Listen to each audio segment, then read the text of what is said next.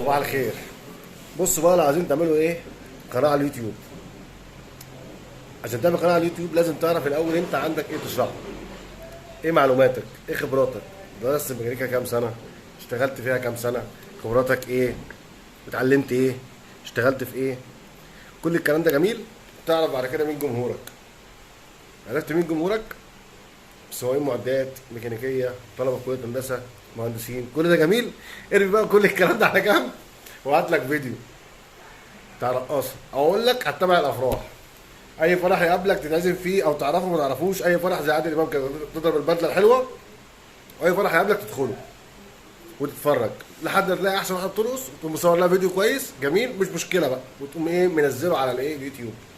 تتطلق بقى يتخرب بيتها مش مشكله، المهم تنزل فيديو جامد رقص، عشان هو ده النهارده اللي شغال في ايه في الوطن العربي كله.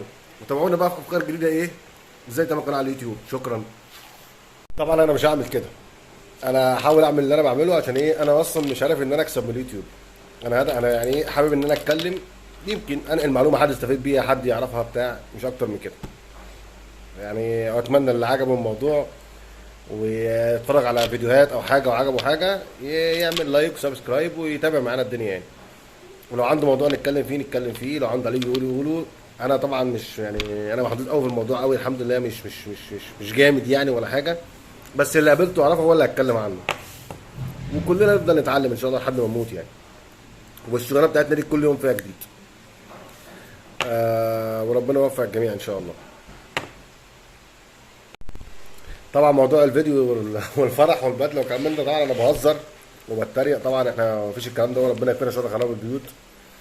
واتمنى طبعا ان احنا نرجع نفكر نراجع نفسنا تاني، ميبقاش الموضوع مجرد نتفرج ندور على الرقص وندور على المصايب وندور على الكوارث.